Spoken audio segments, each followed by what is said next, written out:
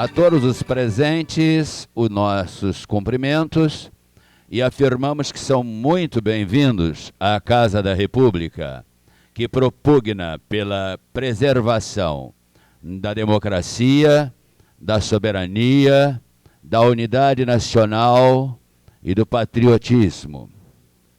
Após o término da palestra, os que desejarem fazer perguntas deverão ficar de pé, identificando-se para que as nossas colaboradoras, de posse dos microfones, possam a ele se dirigir. Leitura do currículo vitae do palestrante. Currículo resumido. Jorge Marques Toledo Camargo, 59 anos. Atua há 37 na indústria do petróleo. É formado em Geologia pela Universidade de Brasília e com mestrado em Geofísica pela Universidade do Texas. É membro do Conselho de Administração do Instituto Brasileiro de Petróleo, Gás e Biocombustíveis, IBP. Atualmente, também atua como conselheiro da Mills Engenharia e como consultor sênior da Statoil do Brasil, da Carum Petróleo e Gás, da McKinsey Company do Brasil, e é membro do Conselho Consultivo e sócio operador no Brasil da Energy Ventures. Anteriormente, trabalhou por 27 anos na Petrobras, no Brasil e no exterior, onde exerceu funções tais como diretor de exploração e produção, e depois presidente da Braspetro.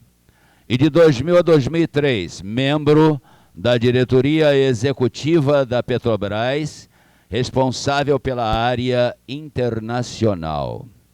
Em 2003, foi trabalhar na Statoil, inicialmente como vice-presidente sênior na sede de Stavanger, Noruega, e de 2005 a 2009 como presidente da Statoil no Brasil. Convidamos o ilustríssimo senhor geólogo Jorge Marques Toledo Camargo a proferir sua palestra Do Petróleo é Nosso ao Pré-Sal.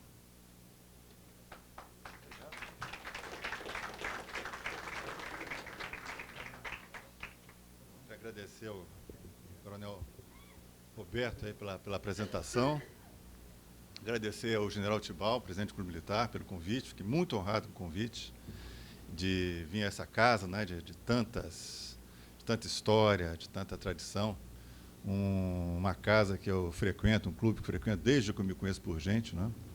Então, eu queria agradecer também especialmente ao general Armando Patrício, de quem partiu a iniciativa e toda a articulação, né, para que essa palestra acontecesse. Queria cumprimentar o general Otávio Costa, o general Tinoco, tá, e, em nome dele, saudar todas as autoridades aqui presentes e agradecer muito a presença de vocês. Bom, o meu tema aqui, como botei no quadro, eu queria falar um pouco sobre a evolução da indústria do petróleo brasileira. Lá desde do petróleo é nosso, que começou aqui, nessa casa, até chegarmos ao pré-sal, e queria frisar a importância dos militares na construção e no desenvolvimento dessa indústria. E eu faço isso não porque eu esteja no meio no clube militar, não, porque, de fato, foi uma contribuição fundamental para todo o desenvolvimento dessa indústria, como eu espero demonstrar aí durante a minha exposição.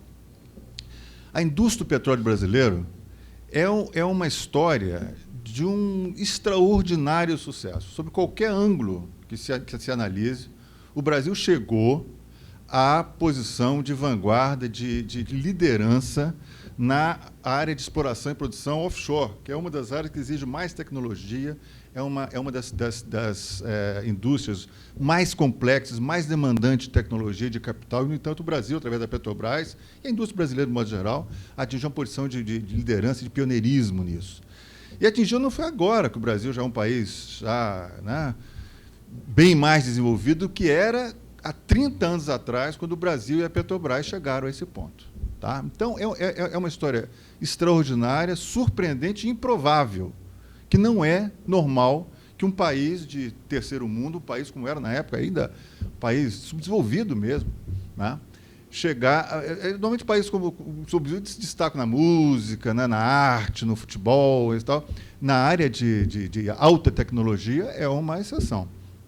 E o Brasil chegou lá. Como que ele chegou lá é o que eu queria apresentar para vocês, pelo menos. Eu vou até antecipar a conclusão que eu quero passar, tá, dos principais fatores que levaram o Brasil a essa posição, que foram uma sucessão de lideranças visionárias, lideranças com capacidade de execução, entre elas muitos militares, né, que se sucederam ao longo de toda a história da formação da indústria do petróleo brasileira e que levou o Brasil e a Petrobras, enfim, toda a indústria brasileira à posição que ela chegou. Tá? Essa é uma mensagem que eu queria passar para vocês e começar comentando um pouco o que aconteceu no início dessa indústria. Né? A indústria petróleo brasileira começou tarde, começou bem tarde. Foi com a volta, essencialmente, ela tomou forma e força com a volta dos militares da Segunda Guerra Mundial, militares da FEB, chegaram ao Brasil impactados com a importância estratégica do petróleo no conflito e começaram a se reunir e dar forma e dar força àquela ideia de que chegaram a hora do Brasil levar o petróleo a sério, porque o petróleo ele começa oficialmente, né, a acontecer com o Coronel Drake, né, em 1859, 100 anos antes. A indústria do petróleo começa ali. Aliás, esse Coronel Drake ele era um coronel entre aspas, né, ele dizia que era coronel para se engrandecer. Ele era um aventureiro, então se apresentava um coronel porque aquilo dava status. Mas o Brasil começou muito tarde. Em 1930, Monteiro Lobato já começou, né, a se debater, a falar sobre a importância do petróleo.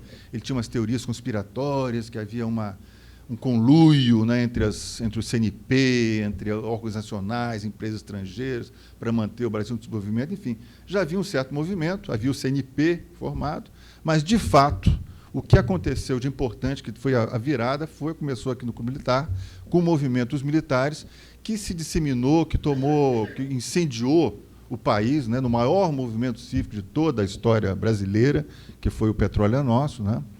E saiu daqui e virou uma coisa assim, quase messiânica. Né? Então, naquela época, o Brasil ia se redimir com o petróleo. O petróleo vai nos salvar, o petróleo vai ser a nossa grande salvação para nos tirar do subdesenvolvimento. Então, é no meio desse ambiente de grande comoção nacional, né, que, em 1953, 3 de outubro, Getúlio Vargas cria a Petrobras. Né? Cria a Petrobras e indica seu primeiro presidente, o general Juracy Magalhães. E aí começa a primeira coisa intrigante dessa história. O general Juracy Magalhães convence Getúlio Vargas a chamar para capitanear o que era, na época, o maior projeto de desenvolvimento nacional, um estrangeiro, um americano, um geólogo chamado Walter Link, né? E que tinha já gente aqui no Brasil, da Escola de Ouro Preto e outros, mas o Juracy Magalhães, talvez por ter sido embaixador nos Estados Unidos, em Washington, já sabendo, então, que a indústria de petróleo é uma coisa que exige quadros muito qualificados, ele escolheu não aqueles que estavam disponíveis, mas o melhor quadro da época. Esse Walter Link já era um geólogo renomado da Standard Oil do lendário John Rockefeller. Né? E foi esse que estava disponível, ele convidou e trouxe para ser o primeiro líder da exploração de petróleo no Brasil, que é uma coisa assim, já surpreendente. Mas veio trazido pelo Juracy Magalhães. E Link chega ao Brasil em 1955, mais ou menos, 54, 55, e ele toma decisões muito ousadas. Por exemplo, ele pega o pessoal que tinha aqui, o pessoal vindo do CNP, alguns poucos técnicos, umas dezenas de técnicos tinha aqui, com uma formação mediana, e falou assim, não se faz exploração de petróleo com gente desse nível. É preciso uma formação muito maior para chegar ao nível de uma Standard Oil, de uma Exxon, que existe. Então, ele pega todo esse pessoal e manda para o exterior, para as melhores universidades americanas. Sai do Texas, do Colorado, do Oklahoma e tal, vai todo mundo para lá, fica sem ninguém. Mas ele não podia esperar esse pessoal voltar para começar a exploração. O Brasil tinha pressa, né? O Brasil tinha certeza que era uma potência petrolífera naquela época e tinha pressa em demonstrar que seria. E o Link estava aqui com essa missão, autossuficiência e rápida. O que ele faz? ele manda esse pessoal todo para o exterior e importa dezenas de técnicos, geólogos, geofísicos, engenheiros, de todo o mundo para ocupar as posições chaves, e à medida que as turmas iam voltando dos Estados Unidos formados, ele repatriava esse pessoal que ele trazia de fora. Então, ele tinha um escritório da Petrobras aqui no centro, tá?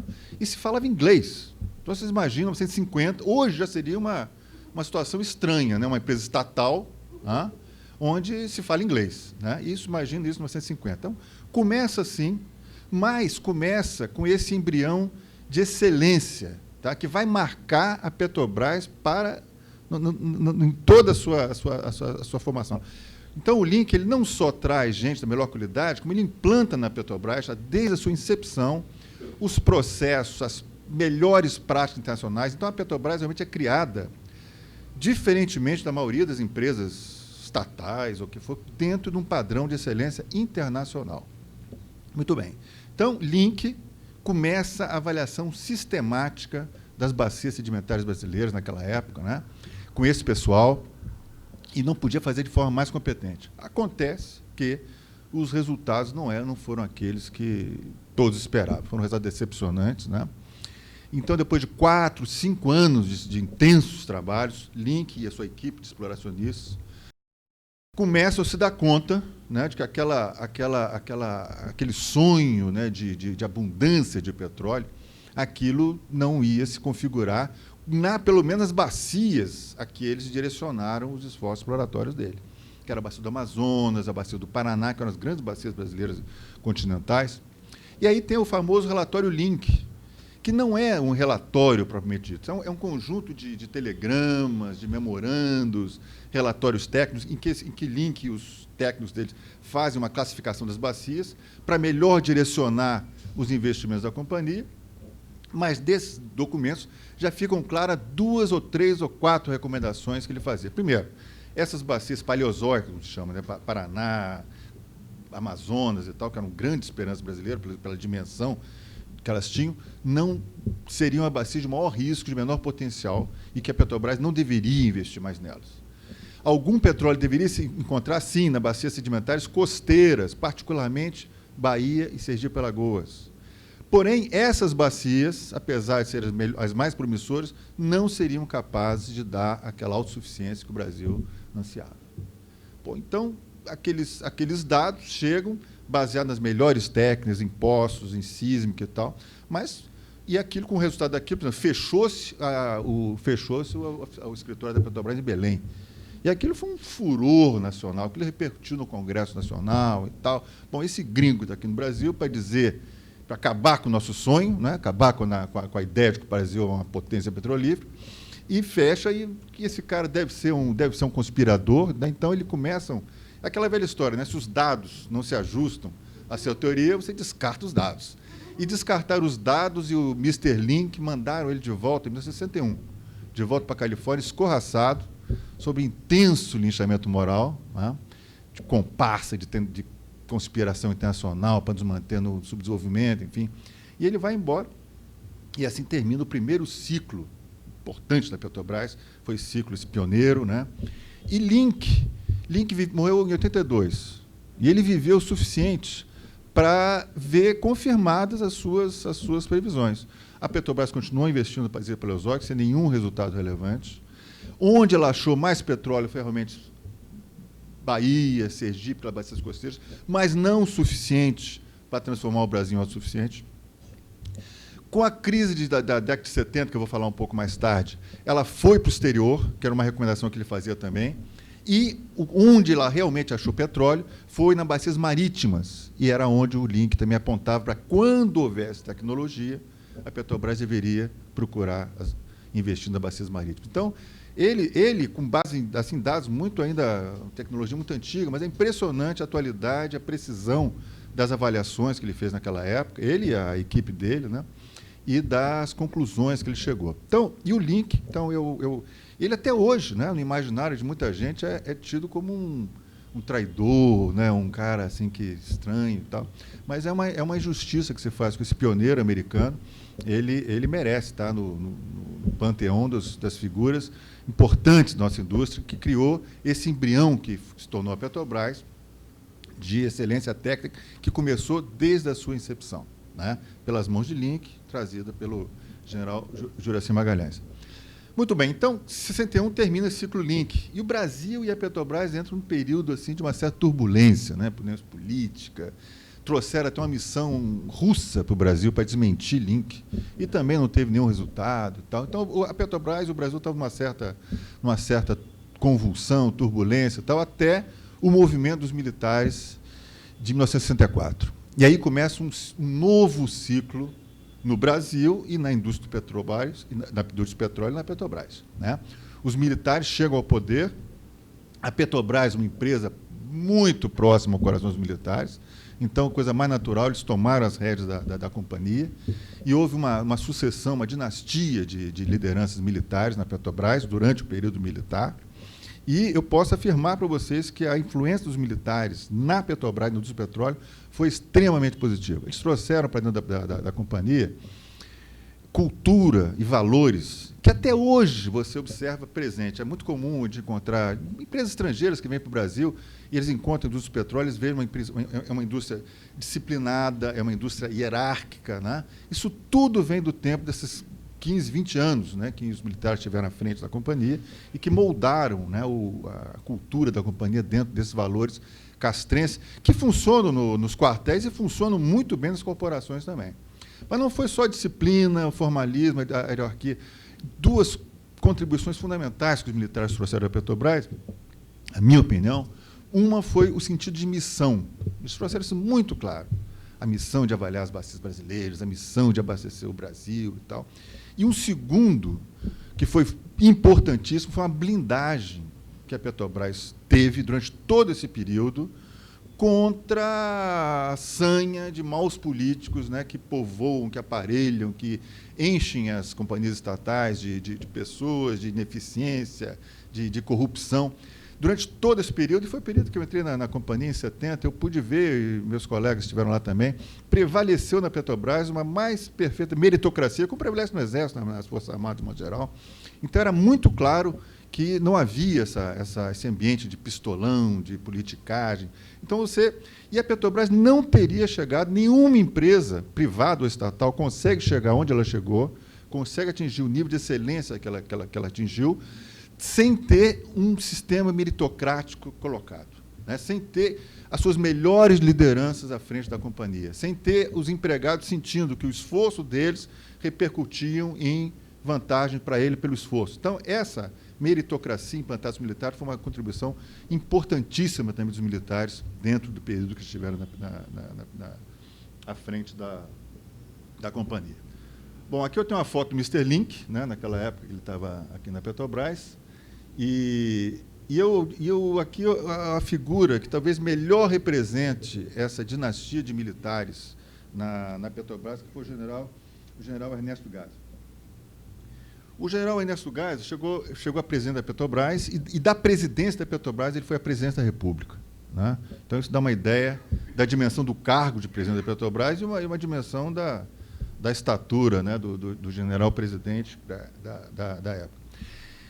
E, nessa época, os militares, de modo geral, eles fizeram uma grande mudança dentro da Petrobras, justamente na missão delas, né? Aquela missão do Petróleo é Nosso, que era a autossuficiência, eles, de posse já dos dados colhidos pela época Link e tal, eles viram que não era assim, uma coisa que seria alcançada muito facilmente.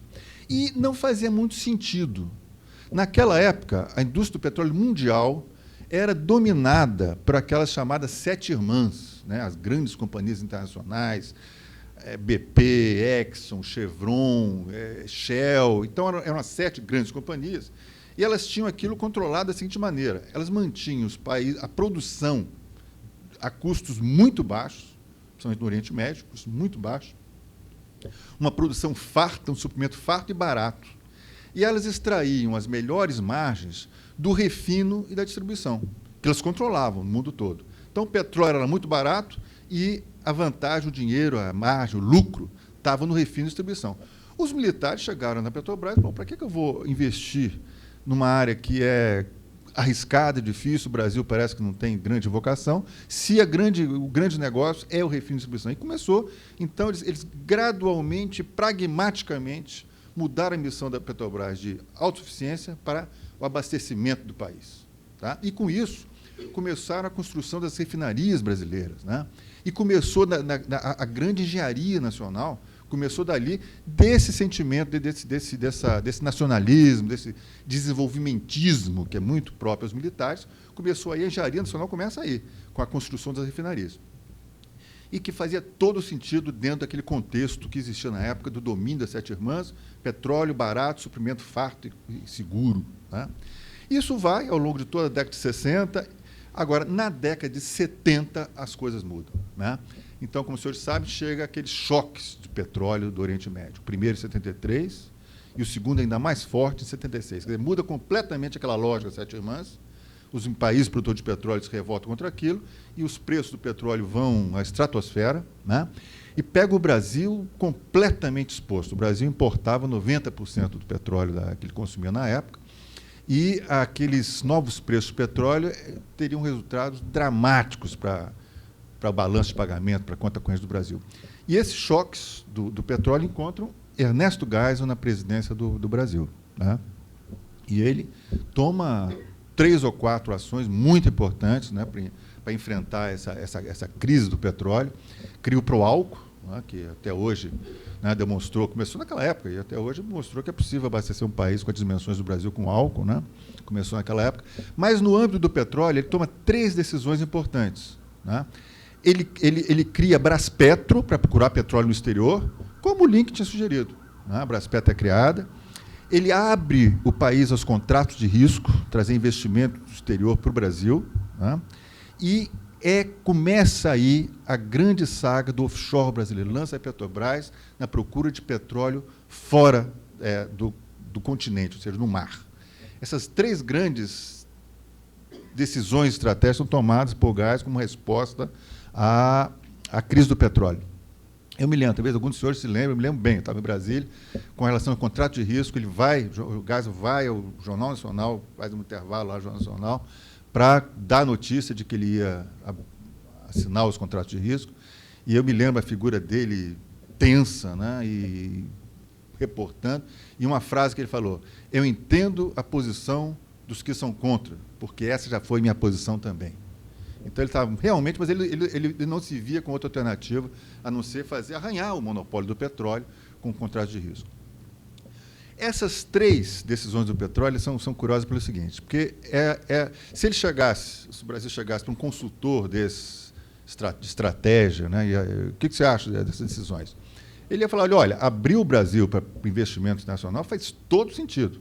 O Brasil é um país fechado, precisa de petróleo, você atrair investimentos é uma coisa que é mais lógica possível. Agora, lançar a Petrobras para competir no exterior, fora do conforto, fora da segurança da sua fronteira, competir com as grandes internacionais que competem por aí, decididamente não. Lançar a Petrobras para fazer exploração offshore, onde um grupo muito seleto de companhias é capaz de fazer, que domina a tecnologia, também não. A Petrobras é uma obscura empresa estatal de terceiro mundo especializada em refino e distribuição.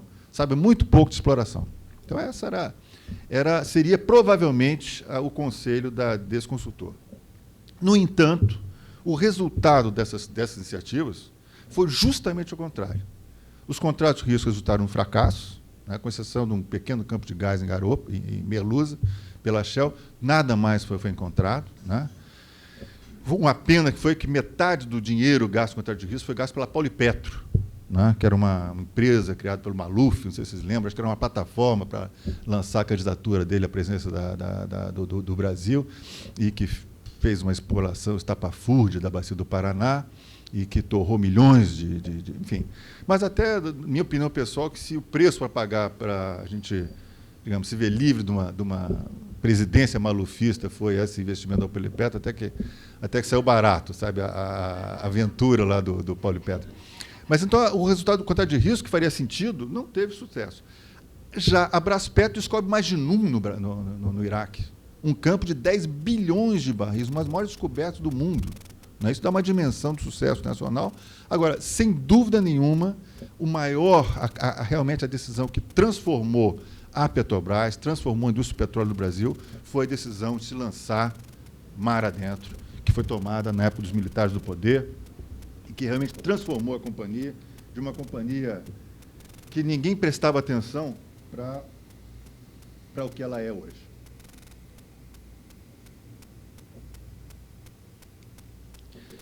Então, a saga da offshore começou com os militares no poder e foi conduzida, foi liderada por um engenheiro de Minas, de Ouro Preto, chamado Carlos Walter Marinho Campos.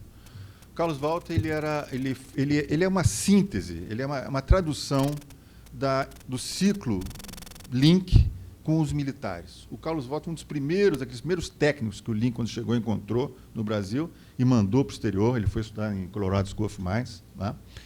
E ele voltou e foi a vida toda um entusiasta do conhecimento. Então, ele teve aquela oportunidade, ele viu como aquilo era importante. Então, ele retoma, ele é alçado à liderança da área de exploração e produção da Petrobras durante o período militar. Ele retoma a ideia de enviar técnicos em grande quantidade para o exterior, para estudar lá. Eu fui um desses. Estou vendo meu amigo Jairo ali, que também foi, né? Então, ele fez isso e mais. Ele criou centros de excelência no Brasil, trouxe para algumas universidades brasileiras professores da melhor qualidade do mundo inteiro para assim multiplicar a capacidade de geração de técnicos de nível internacional no Brasil. Então, ele formou uma geração, tá, que nós nem sabíamos na época, mas era uma geração de nível muito alto, de padrão das grandes empresas internacionais. E essa foi a razão porque tanto os contratos de risco quanto esse consultor hipotético que eu mencionei, eles não tiveram sucesso. As empresas que vão investir no Brasil no contrato de risco, elas reclamaram, depois de investimento e tal. Pô, a Petrobras só ofereceu carne de pescoço. Olha, eles não podiam esperar que a Petrobras oferecesse filé. Cabia aos técnicos da Petrobras selecionar as áreas de mais risco, né, e oferecer para os investidores, e os investidores analisar o custo e os riscos que compensavam ou não os investimentos. Ou seja, a Petrobras fez o dever de casa bem feito, os de fora não, né? Então, eles não tinham ideia de que existia já na companhia esse conhecimento. Como não tinha ideia esse consultor, né, que provavelmente teria votado contra a Petrobras se lançar em exploração internacional, e que foi muito bem sucedida, e se lançar na exploração offshore, que também foi muito bem sucedida. E isso foi graças, principalmente, ao esforço de Carlos Walter Marinho Campos, que entendia, ele tinha uma visão muito clara da importância de gente capacitada, muito bem preparada para a indústria do petróleo. Então, o sucesso no empreendimento ele é muito simples. Você tem que ter uma visão clara de onde você quer chegar e gente capacitada para fazer essas coisas acontecer. E o Carlos Walter tinha. Então, com as primeiras descobertas no mar, Guaricema, Guaropa, na Bacia de Campos, 74 e tal, ficou muito claro para Carlos Walter, para a liderança da época, que o futuro da Petrobras, do Brasil, estaria no mar, né? Era para lá que a gente tinha que caminhar. E começaram as descobertas de Garopa, de Bonito, de Cherne, e cada vez mais ia o mar adentro, mais petróleo se descobria. Agora, descobrir petróleo era importantíssimo, mas não era suficiente. Você tinha que produzir o petróleo. O Brasil estava no meio daquela crise tremenda de conta corrente, em função das importações de petróleo, cada barril de petróleo que o Brasil pudesse produzir, e o quanto mais rápido, melhor. E a produção de petróleo se descobria, mas levava-se anos para construir uma plataforma naquela época. Para produzir petróleo, depois de descoberto, você tinha que construir uma plataforma gigante. Elas se assentavam no fundo do oceano oceânico. Aquilo levava 5, 10, 8, 10 anos para ser construído. E o Brasil tinha pressa.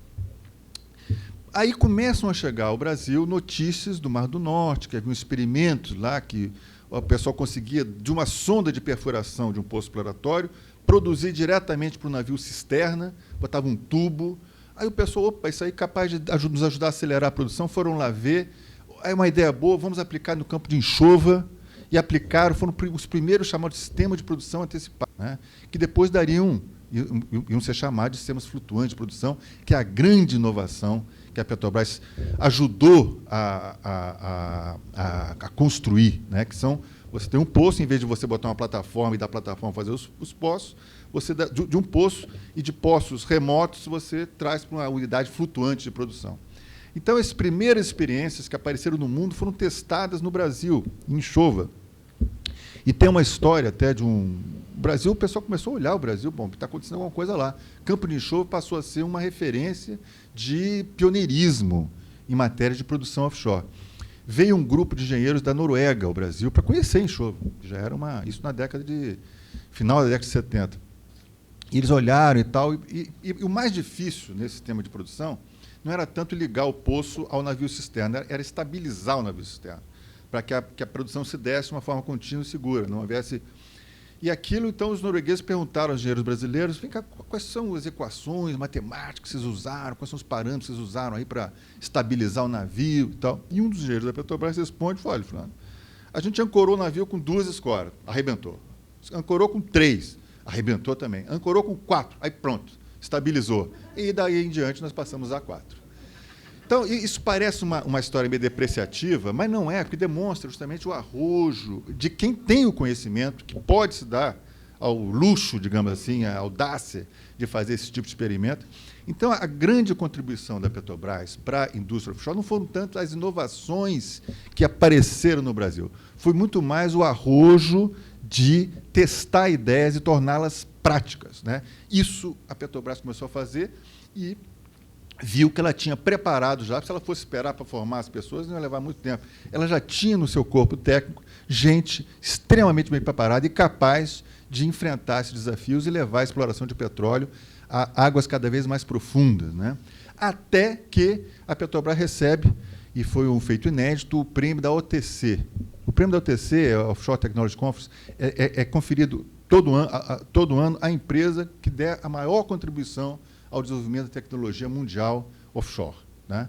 Em 92, a Petrobras foi eleita, é um prêmio Nobel da indústria, e ela foi eleita para ganhar esse prêmio merecidamente. Ela tinha colocado em produção o campo de Marlim, com mais de 1.000 metros de coluna de água, que era realmente um feito, uma barreira muito difícil de ter ultrapassado, e a Petrobras conseguiu receber esse prêmio. Eu tive o privilégio, teve uma pequena delegação da Petrobras que foi a Houston receber, né, o troféu. Eu estava lá e eu posso dizer que foi uma das grandes emoções profissionais que eu vi na vida. Foi ver um auditório, milhares de pessoas, né, aplaudindo a Petrobras, aquela empresa estatal, obscura, de terceiro mundo e tal, se apresentando como uma pioneira, uma líder em tecnologia offshore. Então, isso foi durante o tempo. E o Carlos Walter foi o cara que esteve à frente ele ficou à frente da exploração e produção da Petrobras durante todo o período militar, e mérito dos militares que mantiveram um líder visionário e, durante todo esse tempo, deu continuidade. Ele era um cara muito exigente, ele exigia e obtinha muitas pessoas, autoritário, ele era um homem do seu tempo. Então, muitas pessoas hoje têm certa resistência ao nome dele, mas ele realmente, quando se fala na história da Bacia de Campos, do offshore do Brasil na década de 70, essa tem que se fazer uma referência e reverência ao Carlos Walter. Muito bem. Mas, então, a Petrobras vem e termina, então, assim, chegamos assim, ao fim do ciclo dos militares no poder, que foi realmente um ciclo muito, muito rico dessa transformação da Petrobras numa companhia Deepwater Company, como ela passou a se chamar, né? Uma companhia de águas profundas e tal, reconhecida e admirada internacionalmente. Termina o ciclo dos militares e começa um período de certa turbulência no Brasil também. Foi o período da redemocratização, ventos liberalizantes no mundo todo, né? Capitaneados pela Thatcher, pelo Reagan, né? Então, conceitos como empresa estatal, monopólio, essas coisas passaram a ficar muito mal vistos. E a Petrobras, né, embora estivesse produzindo resultados magníficos, né, ela tinha muito mais reconhecimento fora do Brasil do que dentro do Brasil. Eu me lembro, nós fomos minha mulher e eu, nós fomos para Londres, em 93, convidados pela Braspetro. Eu achei ótimo, porque no Brasil o clima estava pesadíssimo, né? Eram tempos muito amargos, a Petrobras era tratada assim, às pedradas, né? Era Petrossauro, nós éramos Marajás, nós éramos uma caixa preta. Todos os comentários da esquerda e da direita, né, contra a Petrobras eram depreciativos. A companhia vivia um período de greves, uma atrás da outra. Antes de ir para Londres, eu era superintendente do Rio Grande do Norte. Eram 2, 3 greves por ano, a diretoria mudava todo mês. Era um período de muita, grande turbulência. E aí a Petrobras a mim parecia, a muitos de nós, que ela estava claramente, apesar de tudo, né, de todas as glórias que ela tinha alcançado, estava entrando num período de decadência que até esperado, né? Quando houve uma grande mudança em 94, Plano Real, em 97, fim do monopólio. Então, estavam grandes transformações e parecia que a Petrobras ia sucumbir, como tantas companhias sucumbem, né? Quando há uma grande mudança de cenário. A Varig, eu acho que é talvez o exemplo mais ilustrativo disso, né? A Varig, a estrela brasileira do céu azul, né? Que enchia todos de orgulho, né? Pelo serviço, pelo padrão de trabalho aéreo. Quando a mudança, quando abriu o mercado, ela não soube ou não quis se adaptar e naufragou, né? Lenta e majestosamente, né? Para a tristeza, né, dos brasileiros, para drama, né, dos seus funcionários, dos pensionistas, dos aposentados. Enfim, a Petrobras, com aquela mudança, parecia que se encaminhava pelo mesmo caminho. Eu estava na Petrobras na época, todo mundo falava que o fim do monopólio era uma questão de tempo, né? E eu me lembro um exercício de planejamento estratégico que a gente fez nos gerentes, e que a hipótese de que o monopólio seria quebrado não se admitia nem analisá-la, não era nem discutir o mérito, mas não se fala sobre isso, ou seja, parecia que a Petrobras estava com a cabeça enterrada na areia, em estado de negação, o mundo mudando, né, o tempo passou na janela ali, a gente não vendo aquilo, e a empresa num momento de grande turbulência, de grande confusão. Então, parecia que ela ia para um rumo parecido com a da Varig, pelo menos na minha opinião. E ela, eu acho que é salva desse destino por um paulista chamado Philippe Reichtour. Ele chega na Petrobras em 1999, né? Então, com o mandato do presidente Fernando Henrique Cardoso para presidir a Petrobras e transformar a Petrobras numa empresa capaz de sobreviver e prosperar dentro do ambiente de fim de monopólio que tinha terminado em 97, 98. Tá? Então, ele chegou com esse mandato. Ele chegou cercado de ceticismo, de dúvidas. Pô, esse cara é um paulista, o que ele entende de petróleo? Ele veio aqui para vender a Petrobras e tal. Bom, ele chegou lá, ele começou a conversar, começou a seduzir as pessoas, ouvir, enfim, ele conseguiu mobilizar a companhia para um grande movimento de diagnóstico da companhia, que concluiu que era uma empresa sobre sólidos alicerces de valores, de cultura, tá? Mas que estava num momento completamente fragmentado, eram como se fossem silos isolados, né? Com uma grande dúvida sobre o seu futuro, se ela seria capaz de sobreviver, ser uma companhia dentro do novo ambiente de competição que a Petrobras vivia. E ele pega desse diagnóstico, faz um novo plano estratégico para a companhia, um plano completamente revolucionário, que modifica completamente a estrutura organizacional da companhia, cria unidades de negócio, cria centros de responsabilidade, onde todo mundo sabia o que tinha que entregar e tinha consequências para entregar ou não entregar. Ele abre a caixa preta da Petrobras e, para fazer isso, ele lança ações em Nova York que obrigam a companhia a ter um sistema de contabilidade aberto. Acaba a conta petróleo, aí nisso aí mérito do governo Fernando Henrique, né, que aquelas artificialismo de petróleo acaba com aquilo. Enfim, a companhia se moderniza, se transforma completamente, ela se internacionaliza. Nessa época eu tive o privilégio eu estava na Braspetro, fui convidado para ser diretor com o Felipe, da área internacional. Então, a gente faz um plano para internacionalizar a companhia. Enfim, foi uma grande mudança da companhia, que, como se fosse um transatlântico mudando de rumo, né? E acontece, paralelamente à transformação da Petrobras, a transformação da indústria do petróleo no Brasil, com a criação da ANP e a abertura do mercado aos investidores estrangeiros. A chamada flexibilização do monopólio nada mais foi do que permitir investimento de chegada. E aí acontece uma coisa também que, no Brasil, às vezes as coisas acontecem. Ninguém esperava que, a abrir o Brasil para investimentos estrangeiros, não fosse prejudicar a Petrobras. Era uma coisa ou outra. Se você abrisse e tivesse sucesso na abertura, a Petrobras ia sofrer, ia perder de importância. Mas não acontece justamente o contrário. A ANP promove os primeiros leilões, consegue atrair todas as grandes empresas, médias e pequenas empresas do mundo para o Brasil, e a Petrobras se torna ainda mais forte do que ela era, em todos os parâmetros, em valor de mercado, em produção, em reservas, enfim. Então, um grande sucesso foi a abertura do... Então, o Brasil venceu o desafio das águas profundas, e aquela grande dúvida, seria capaz de vencer o desafio do fim do monopólio, que era uma coisa tão... Conseguiu também, né? De modo que foi um grande sucesso. Eu tenho uma foto aqui do Philippe Reichtour. Nós, nessa época, a gente fez um plano de internacionalização onde a gente ia investir fora do Brasil, mas não em qualquer lugar para fincar a bandeira do Brasil, mas principalmente em áreas que faziam sentido, como a costa oeste da África, a América do Sul. E nós tínhamos entrar na Nigéria. E no primeiro poço que a gente fura na Nigéria, a gente encontra um campo gigante, um campo chamado Agbami, de 1 bilhão de barris. E a gente não tinha ainda todas as autorizações governamentais para serem um dos donos desse campo, né, que a gente tinha furado e tinha tido sucesso. Então, vocês imaginam um país como a Nigéria, é um país com muita corrupção, né, você conseguiu uma autorização governamental. Claro que não faltou ofertas, né, espúrias de ajuda e tal, que a gente rechaçava, evidentemente. Então, montamos um plano para tentar conseguir essa autorização do governo. E uma das partes mais interessantes foi levar o Pelé na Nigéria. A gente levou lá para encontrar o presidente e tal. Foi um sucesso. O Pelé é um cara fantástico. E saiu, não saiu na visita dele, mas um ano depois saiu a autorização para a Petrobras ser a sócia no campo de Agbami. Bom, mas o período do Filipe foi também de uma grande transformação, modernização, mas teve reveses também, né? Vocês se lembram? Vazamento na Baía de Guanabara, afundamento da P-36, eu estava na diretoria nessa época, foram períodos dificílimos, e que nos mostrou que aquele planejamento estratégico que nós tínhamos feito tinha deixado um vazio na área ambiental, né? Foi aí que começou o plano Pégaso, onde a Petrobras investiu bilhões para reformar todo o seu sistema de segurança, meio ambiente e tal, foi todo. E teve um grande revés também, que foi a Petrobrax.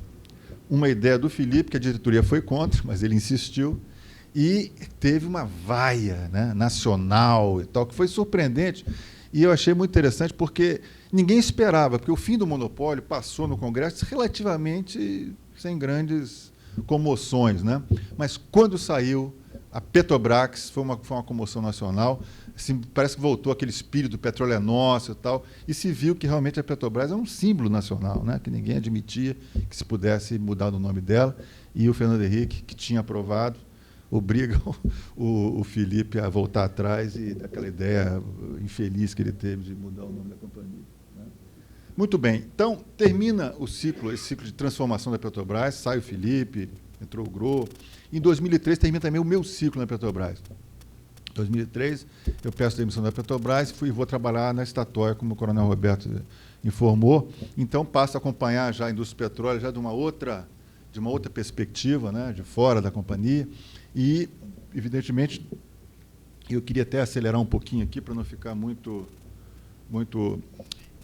E, nesse período, esse novo período, de 2003 em diante, né, as bases organizacionais, as bases do planejamento estratégico foram essencialmente mantidas. É claro, o pessoal que chegou tinha outras formas de gestão, enfim, que não cabe comentar, mas a parte, acho que mais importante desse novo período, realmente, sem dúvida nenhuma, foi a descoberta do pré-sal, né?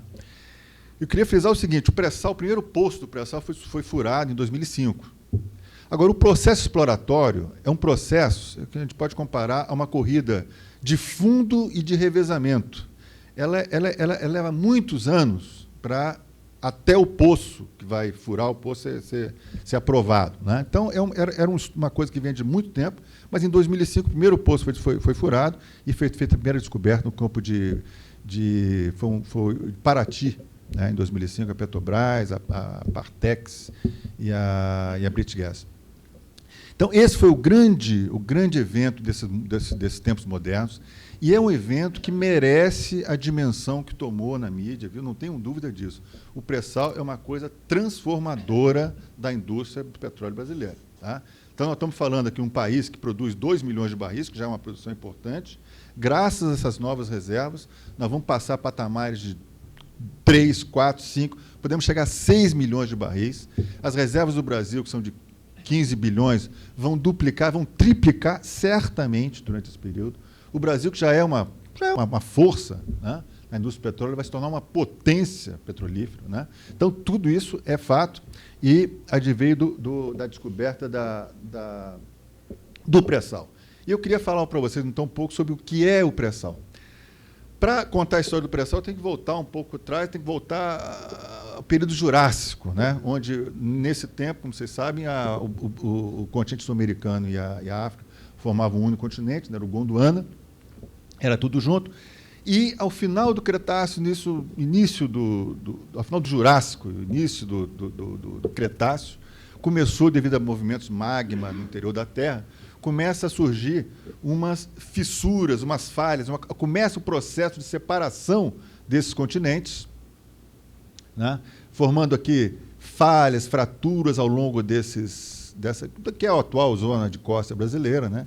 Nesses vales, eles começam a se instalar lagos de água doce, né?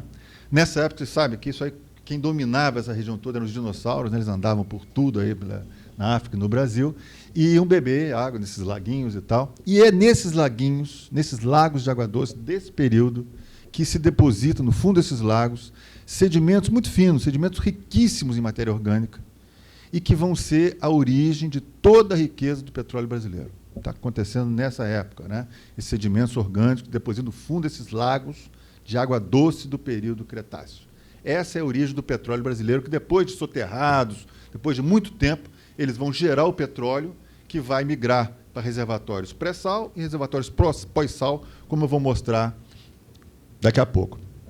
Então, esses lagos começam a existir, formam no fundo dele esses sedimentos lacustres riquíssimos em matéria orgânica, e há 130 milhões de anos, mais ou menos, começa a entrar o mar pelo sul do continente e começa a transformar essas águas dos lagos numa água salobra, numa água mais rica em sais, mais alcalina, né?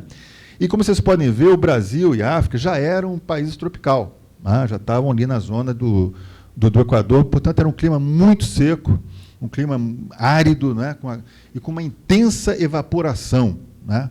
Então, essas águas salinas, essas águas alcalinas que vão entrando e vão invadindo esses lagos, né, eles vão, ao mesmo tempo, sendo evaporados e depositando no fundo, em cima daqueles sedimentos lacustres, sedimentos carbonáticos, sais, né, que formam uma nova série na estratigrafia da costa brasileira.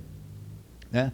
Então, essas placas, né, continuam se separando, e aqueles lagos salobros começam a virar uns mares interiores e tal. E é por essa época que aparece aqui na região em frente ao Rio de Janeiro, São Paulo, no platô de São Paulo, que chama, uma região onde, naquela época, 120 milhões de anos, começa a prosperar uma bactéria, chamada cianobactéria, que era uma bactéria que se alimentava de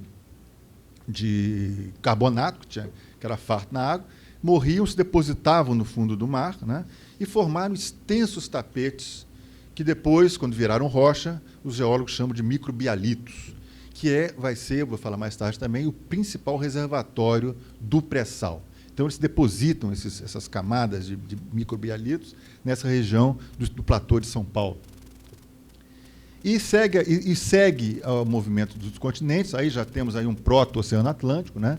Nesse momento já não tem mais aquela condição de mar raso, propício à evaporação e deposição de sais. Então termina o período de depósito de sal e começa os depósitos que o pessoal chama de pós-sal, ou seja, que acontecem depois do período de deposição de sal, que são basicamente sedimentos que descem da Serra do Mar, das serras brasileiras, que são sedimentos clássicos, né? Barro, areia, né?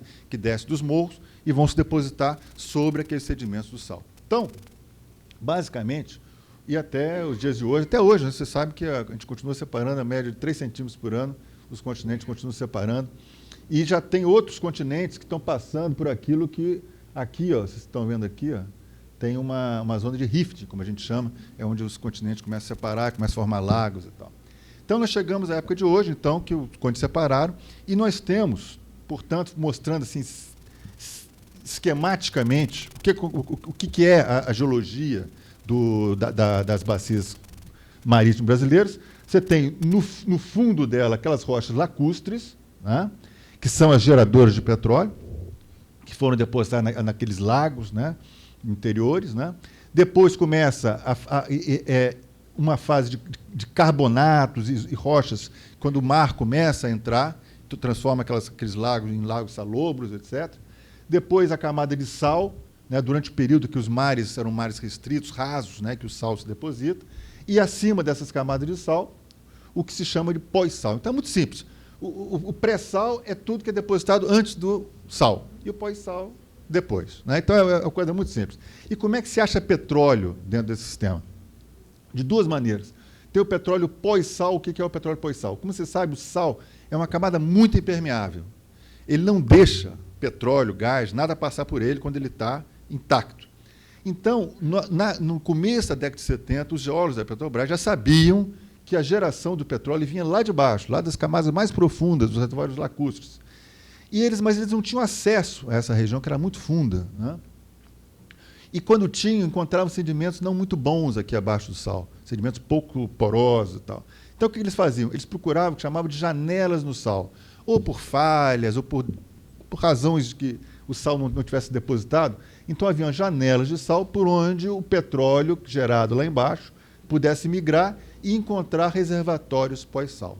Então, a bacia de Campos, década de 70, 80, é toda, basicamente, esse é o modelo, com pouquíssimo coisa descoberta aqui nas camadas do pré-sal. E na bacia de Santos? A bacia de Santos era diferente da bacia de Campos. Por quê? Por duas razões, basicamente. A camada de sal na bacia de Santos é muito mais espessa que na bacia de Campos. Não se tinha janelas de sal na bacia de Santos. E os sedimentos pré-sal, ou seja, eram muito fundos, estavam lá a mais de 6 mil metros de profundidade.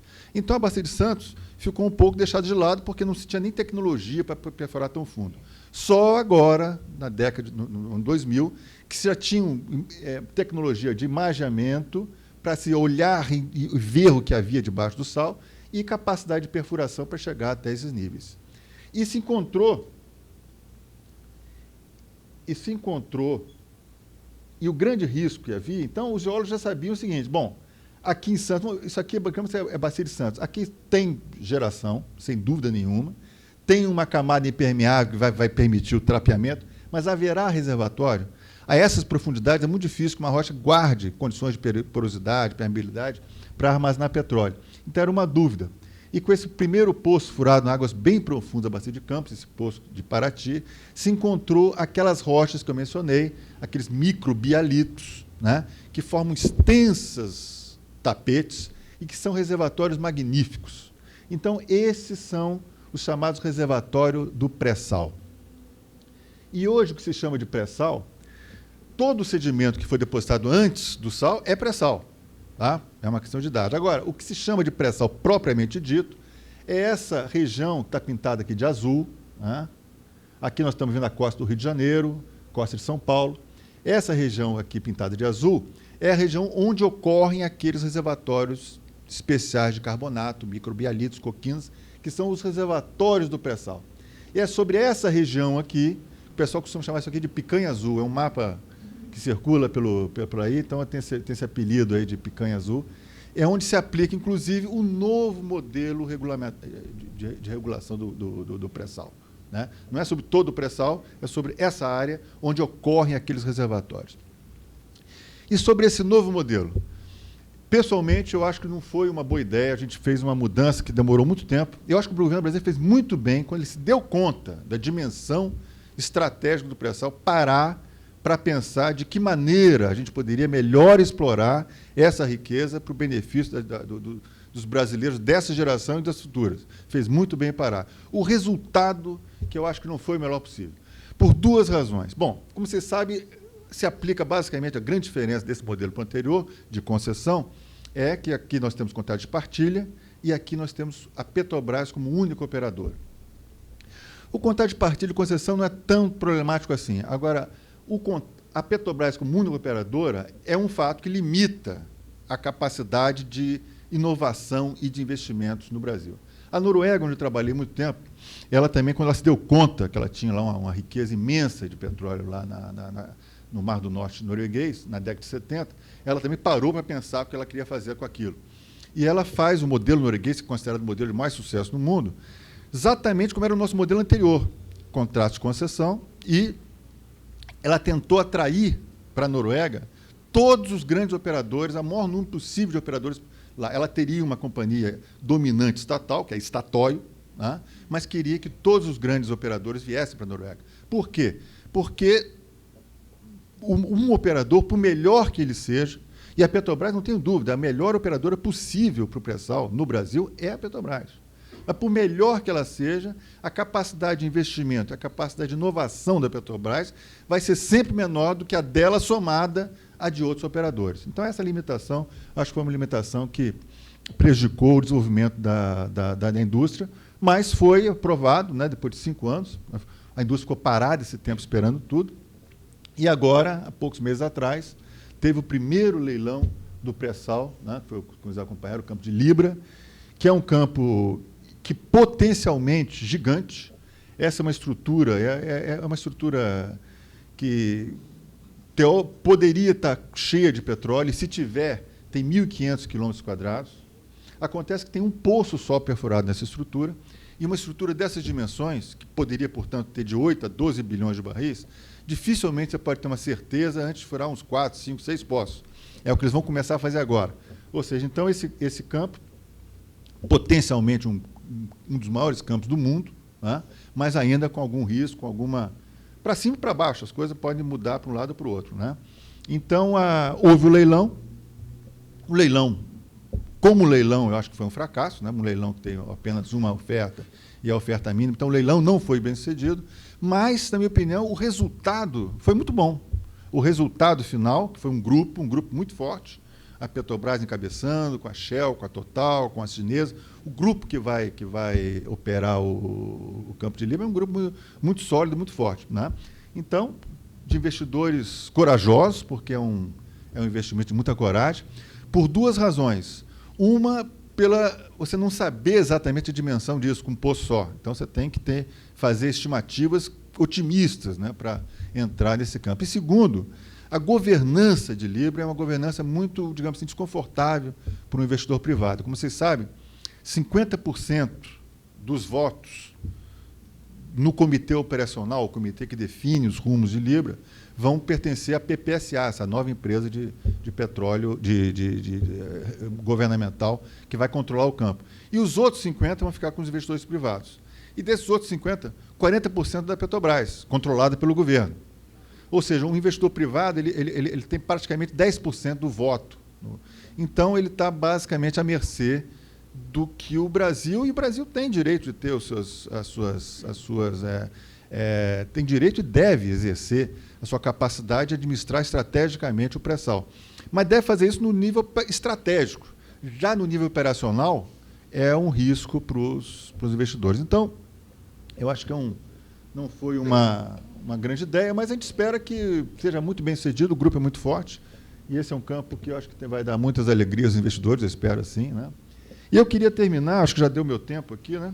Eu queria terminar, antes de passar para as perguntas, com uma mensagem otimista para vocês. Eu acho que o Brasil tem muito do que se orgulhar da sua indústria de petróleo, e os militares, em particular, têm uma contribuição muito importante sobre isso, como eu tentei demonstrar aqui. O Brasil já atingiu muito, já fez muito, e vai fazer muito mais. Eu pertenço a uma geração de privilegiados, eu acredito. Quando eu entrei na Petrobras, o Brasil produzia 100 e poucos mil barris por dia.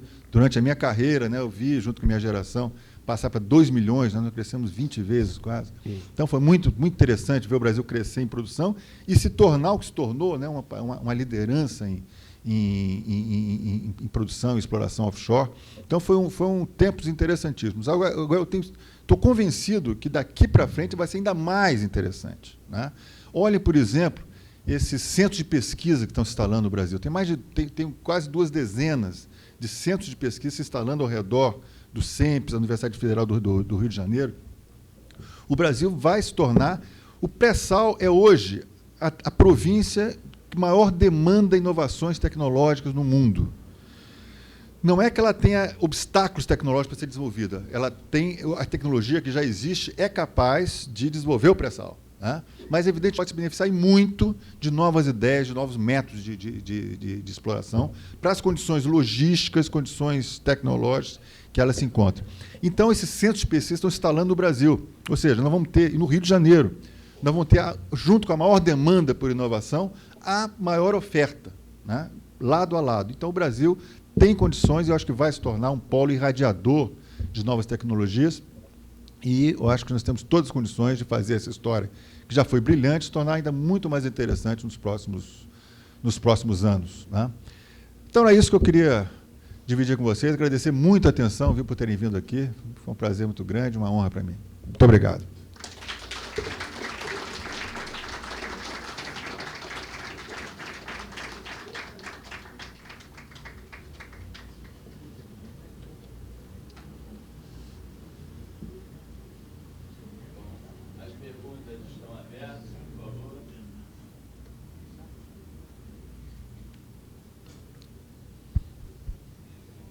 Lá, ó.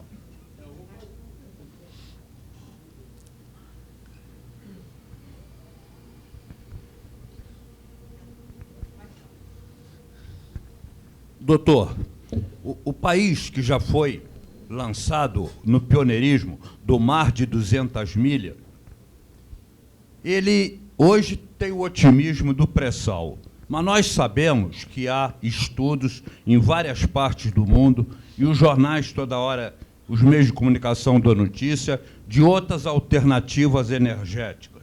Então, nós queremos saber do senhor quais seriam as perspectivas de que um dia possam todo esse nosso potencial energético ser diluído por uma competição por outras alternativas. Ou se nós, através da Petrobras e do nosso pioneirismo, não deveríamos também pesquisar outras alternativas energéticas, como o pró-álcool.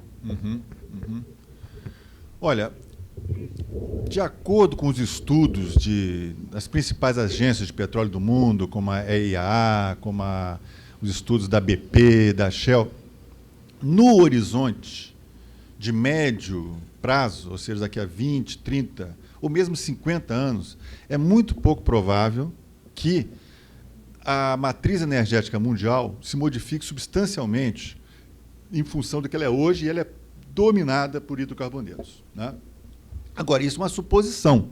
Como o senhor disse, podemos ter uma descoberta, uma nova que surge do nada, e de vez em quando aparecem coisas assim, como surgiu o gás de xisto, né, que era uma coisa que ninguém falava, e hoje está dominando aí o mercado mundial mas é um combustível fóssil.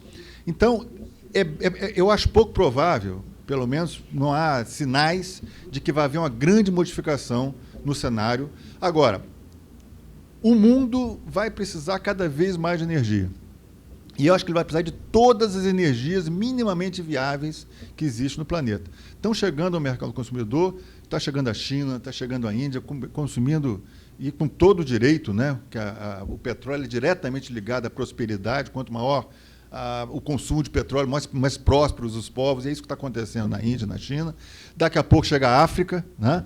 Então, as demandas por petróleo vai continuar crescendo, e energias que sejam viáveis, energias renováveis, álcool, solar, eólica, são necessárias. Elas estão partindo de uma base muito pequena.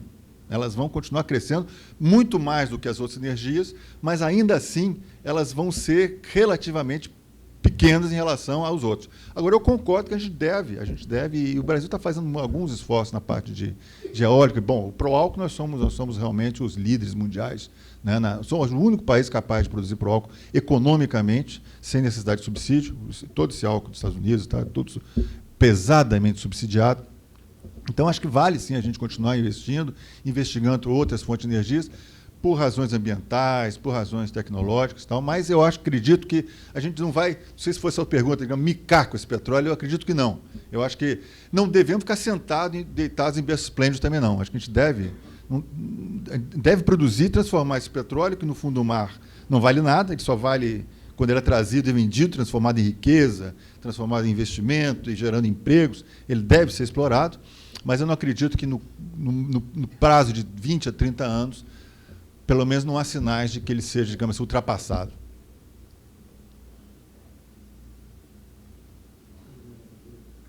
Camargo, em realidade, eu ia fazer duas perguntas. Uma você já abordou. Mas a primeira era a seguinte: desse consórcio de companhias vencedora da licitação do pré-sal, não fazem parte as grandes companhias americanas inglesas. Será que o consórcio disporá de recursos suficientes para realmente fazer com que o pré-sal caminhe? Essa é uma pergunta. E a outra era com relação ao xisto, porque no Brasil nós já exploramos xisto há muitos anos atrás, em Taubaté. Será que há algum futuro nesse xisto no Brasil?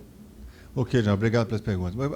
Pela primeira, eu acredito que o grupo tenha, digamos, capacidade financeira para fazer os investimentos. A companhia, digamos assim, mais digamos, esticada financeiramente é a Petrobras. Ela tem 40%, e, como a gente sabe, ela está no limite da capacidade de investimento dela. Não tanto por culpa dela, muito mais pelo que ela é obrigada a subsidiar de derivados, né? A Petrobras teve um prejuízo ano passado, prejuízo que eu digo assim, na área de downstream, na área de refino e distribuição, ela perdeu 15 bilhões de dólares no ano passado com subsídios. Isso é muito para qualquer empresa do mundo, né?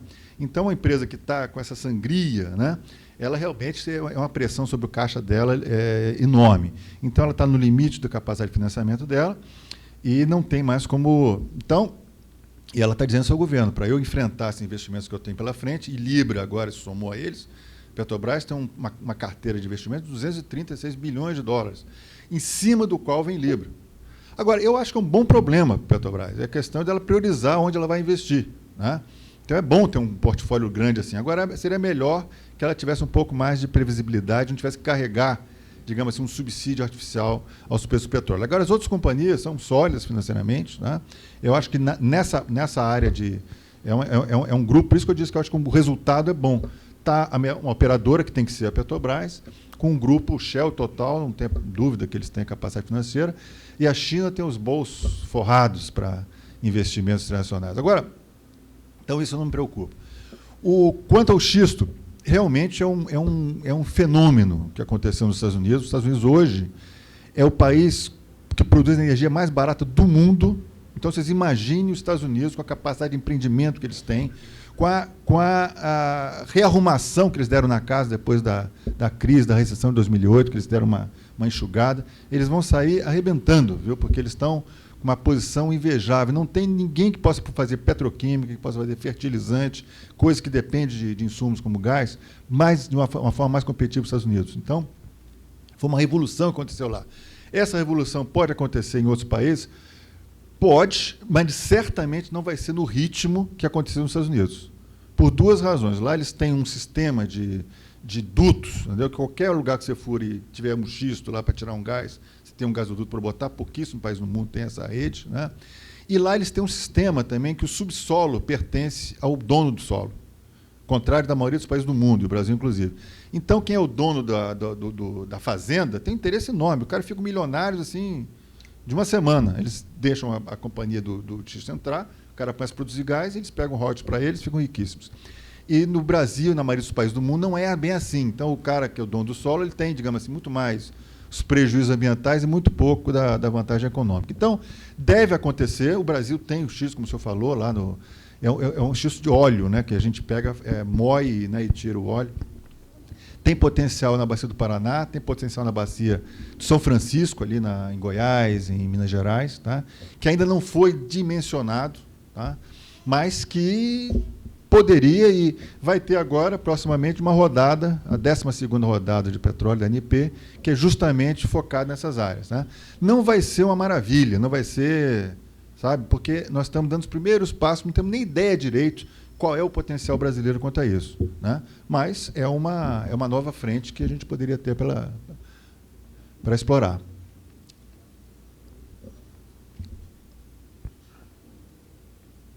Jorge, a antiguidade é posto, e se não forem aqui em casa, a gente depois conversa. Claro. Você mencionou aí o problema da concessão e o problema da partilha. Eu queria que você nos explicasse bem o funcionamento da partilha e da concessão e quais são os países que exploram uma ou outra dessas alternativas. Pois não, Geraldo. Olha, a diferença, o contrato de concessão é um contrato mais simples, o contrato de partilha é um contrato mais complexo. O contrato de partilha de concessão, simplificadamente, é o seguinte: os investidores investem, acham o petróleo, vendem o petróleo e pagam imposto sobre os rendimentos. Basicamente, é a maneira mais simples. Pagam na forma de royalties, na forma de imposto sobre produção, mas, enfim, a produção vende e paga os impostos proporcionais ao ganho que eles tiveram. Mais ou menos como uma atividade normal de outras áreas, né? O de partilha é um pouco mais complexo. O de partilha é o seguinte: os investidores fazem os investimentos e repassam o custo desses investimentos para o governo do país hospedeiro. Tá? Então, ele abate da produção de petróleo o custo que ele teve em explorar. Ou seja, o risco de custo passa a ser do governo, não diretamente do investidor. Por isso que tem que ter uma companhia estatal para controlar esses custos, porque, no final das contas, quem vai pagar esse custo é o governo brasileiro. Então, eles criam uma companhia para auditar esses custos, saber se eles são justos ou não. E o que sobra, né? Então, você, da produção, abate o que se gastou e o que sobrou é o lucro, né? E esse lucro é dividido entre investidores e o governo. Tá? E o governo pode receber esse petróleo, esse lucro em petróleo ou em dinheiro. Tá? Então, basicamente, a diferença é essa. Eu não acho uma boa ideia da partilha por causa disso, porque o custo ele deve ficar com quem melhor sabe administrar esse custo, que eu acho que são os investidores. Eles vão ter mais incentivo em reduzir os custos do que vai ter o governo auditando. Tá? E você cria uma estrutura para controlar, você aumenta os custos do governo. E, teoricamente, os dois contratos, você pode definir de antemão qual é a parcela do governo das rendas do petróleo. Você pode começar assim: é possível fazer isso. Eu quero 80% das rendas do petróleo para o governo. Eu posso definir isso num contrato de concessão e posso definir isso num contrato de partilha. Ou seja, isso aí é predefinido. Né? Agora, a forma de administrar que é diferente. Países que aplicam esse contrato de partilha e concessão. O contrato de partilha, na verdade, ele foi criado pelas empresas de petróleo para países subdesenvolvidos, países africanos, países asiáticos, que eles não tinham muita confiança nas instituições. Então, eles mesmos inventaram esse negócio para ter uma garantia maior de recuperar os custos que eles iam ter. Então, ele é adotado principalmente em países menos desenvolvidos, digamos assim. Noruega, Estados Unidos, todos os países da Europa, todos são contratos de concessão. Né? Que contrato que você vê lá, produz, tem os seus despesas, tem os seus riscos, e o que sobrar de lucro, você paga imposto sobre ele.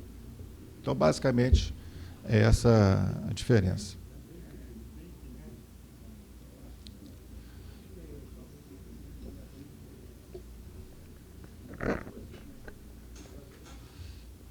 Alô.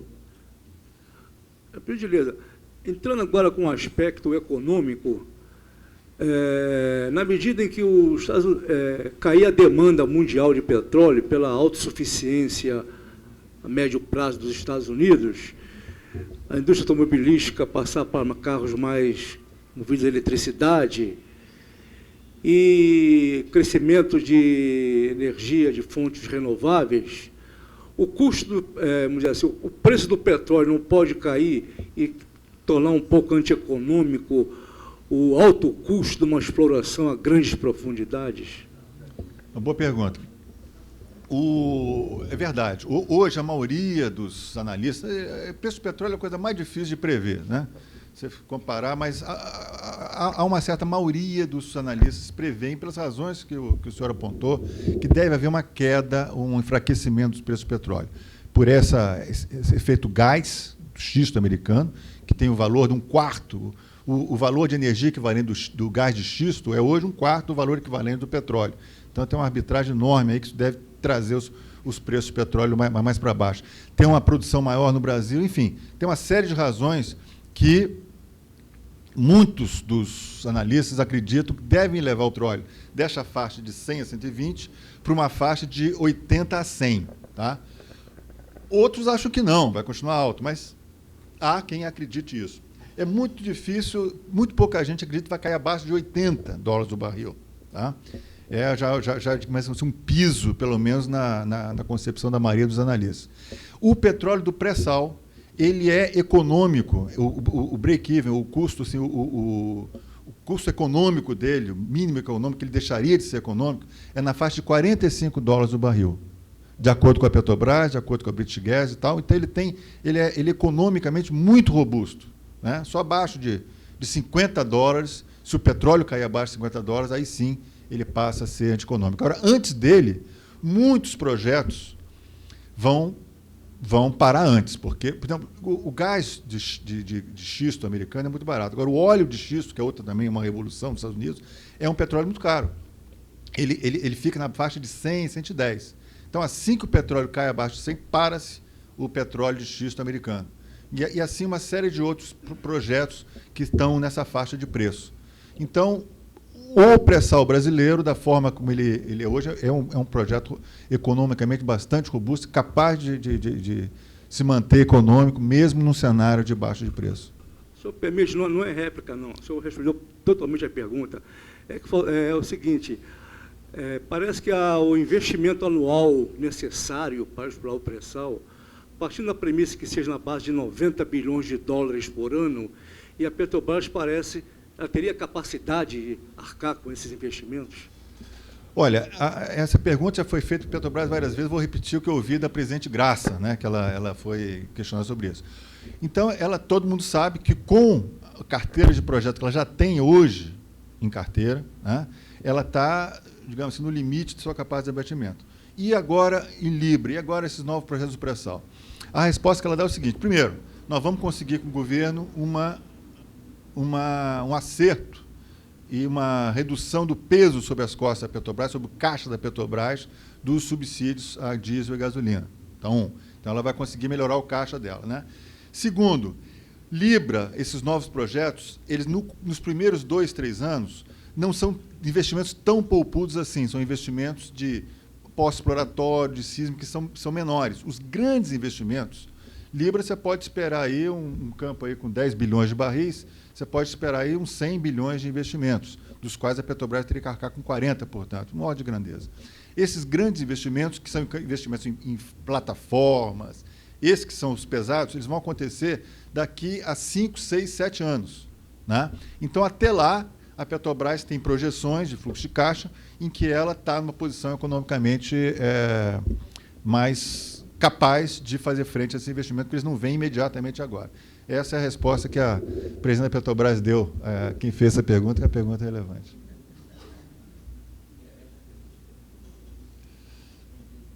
Neste momento, será entregue pelo general Tibau um diploma que materializa os agradecimentos do clube.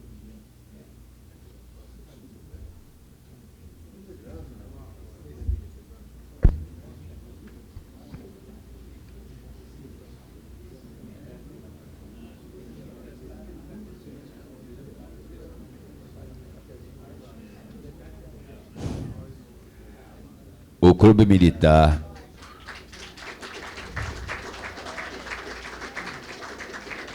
Militar na pessoa de seu presidente, conselheiros, diretoria, agradece a presença das autoridades civis e militares, associados do clube, convidados que com sua participação abrilhantaram este evento. E encerra esta presente sessão. Muito obrigado.